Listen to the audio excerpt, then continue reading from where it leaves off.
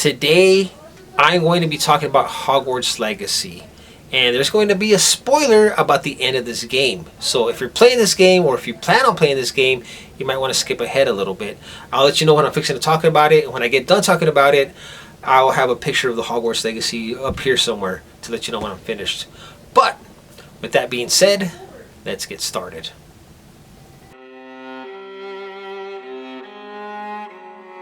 What's going on, and welcome back. So this past Sunday I finished Hogwarts Legacy. Now this game is about a 38-hour long game, and it took me about 45 hours to complete because it's an open world game. It's pretty big, and I did a lot of exploring. That's why it took me so long. Now when you first start this game, when you first arrive at Hogwarts, they give you a field guide. As you're exploring the world, you're finding pages to fill your field guide up with. Now, I'm telling you this for a reason. There are 43 main quests in this game, and there are 58 side quests. There's 58 side quests on the PS5, and I think on other platforms there are 56. Now, I'm not one of those people that I'm not a completionist. I don't go after everything. I'm not one that's gonna go and do every side quest there is in a game.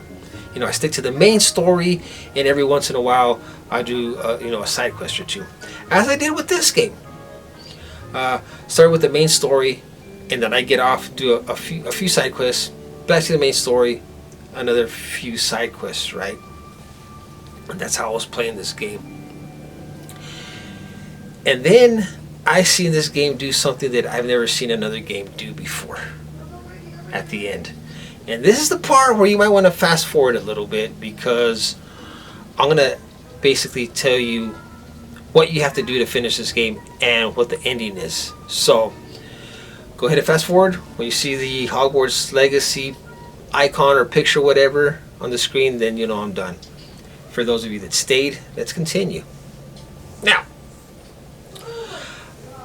as I'm playing this game, I'm doing the main, like I said, I'm doing the main, storyline, the main quests in the storyline. There's 43 of them, and I'm doing some side quests. When I got done with the main storyline of this game, I had one more to go. One more, main storyline quest to complete the game, to be finished with the game. I was at level 32 when I was at the very end of the storyline. Like I said, one more quest with the storyline to complete, to end the game, which was attend the House Cup ceremony.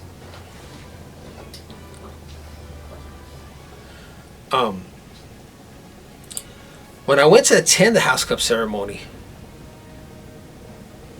it tells you that on the thing that on your quest that you have to be level 34. I was like, oh, I don't know why, but that's just what it says on there. I went to end the game, and it wouldn't let me. You cannot end the game unless you're level 34. I was like, what? Are you kidding me? You have to be level 34 before they let you in the game. And I was level 32. And they show your progress on the corner of the screen as you're gaining experience points before you hit the next level. And it kind of takes a little bit, right? A part of your requirement before you can get to the House Cup ceremony is you have to fill out your field guide. Like I said, I'm not a completionist. If I missed a few pages or didn't do all the side quests, I don't care. I don't care. Filling out your field guide is a requirement. So I'm like, okay, man. Luckily on the map, it shows you where all the pages are. So there I am collecting pages. As you're collecting pages, you're gaining experience points. So as I'm collecting these pages, I'm watching my level go up and up and up by a little. By the time I finished finding all the pages, I was like this much past level 33.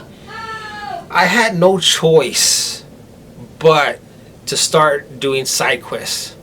to gain experience points so I can get to level 34. I did 56 side quests, and I had 2 more to go, and I had this much more experience to get, to level 34, and I was like, dude, I can't do this anymore, man. The game was fun. Now it started to feel like it was dragging out. Now I felt like a chore. I'm like, dude, I just want to be done with this game. I want to be done with it so I can move on with my life and play something else. But I had to get to level 34. After I did, 56 side quests, I was like, I can't do this no more. I can't drag this game out any longer than what it, because side quests take, some of them take like 10, 20 minutes to complete, depending what the quest is. So I was like, I can't do this anymore. So I started fighting enemies and all kinds of shit just to get that little bit of, experience points to get me to level 34. So I do that. I finally get to level 34. I attend the house cup, and it's just a cutscene that lasts maybe like a minute and a half. I was like, you gotta be kidding me. You have to be kidding me. I did all that. I spent like almost an hour and a half trying to get experience points just to watch a minute and a half cutscene to end the game. I couldn't believe it. And then the credits, of course, the credits took like 30 minutes to watch.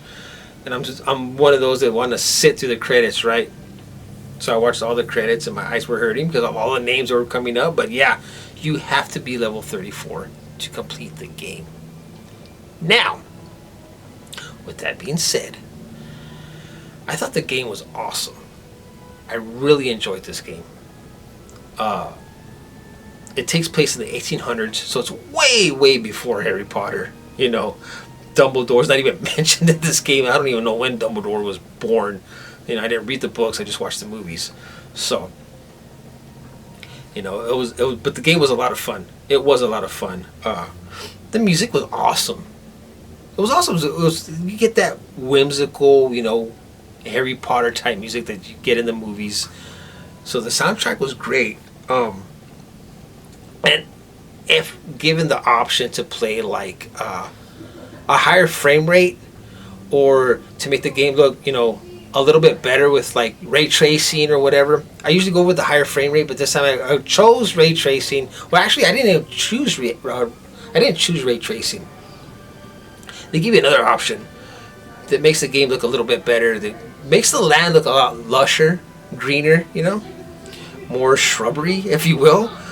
So I played it like that, and I can tell when I'm playing on a higher frame rate, at 60 frames per second. This time I was playing at 30 frames per second, and at first I could tell, but they let you tweak the controls. After I did a little tweaking, after a little while of playing the game, I couldn't even tell anymore. It didn't even bother me anymore. Hogwarts is huge. It's very easy to get lost in Hogwarts. Very easy.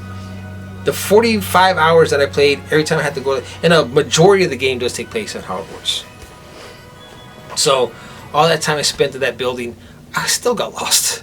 It didn't matter how long I was in there. I still got lost. The place is huge, but it looks awesome, man. They did a really good job with this game. I really enjoyed it.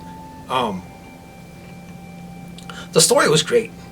I thought I'll say it was great, but the story was really good. I really enjoyed the story. Other than Hogwarts, you're going to be spending a lot of time in Hogsmeade, where you're going to be, that's where you're going to find all your ingredients to make your potions, your brooms. You'll be getting your armor there and selling your armor as well.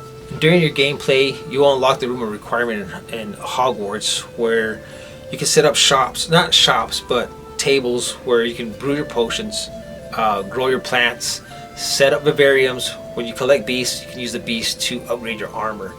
But other than that, the game is really good. Huge world. It looks really pretty, especially if you play it, you can make it look really good with like ray tracing or whatever. Like I said, I use the other thing. One other complaint, other than what I talked about earlier, one other complaint I had about this game was flying on your broom. The controls are really wonky. You can't fix how you can control your flights on this game. So hopefully, if they make another or a sequel to Hogwarts Legacy, hopefully they'll give you the option to be able to better control your broom, because you have time trials that you can play as side quests, and it makes it kind of hard to complete those trials with the way the broom controls. But other than that, I think this game is great. If you're playing it, good on you. If you plan on playing it, I'm sure you're gonna have a good time with this game. And if you haven't played it, I highly recommend it, because I thought this game was excellent. But with that being said, thanks for watching, and I'll see you on the next one.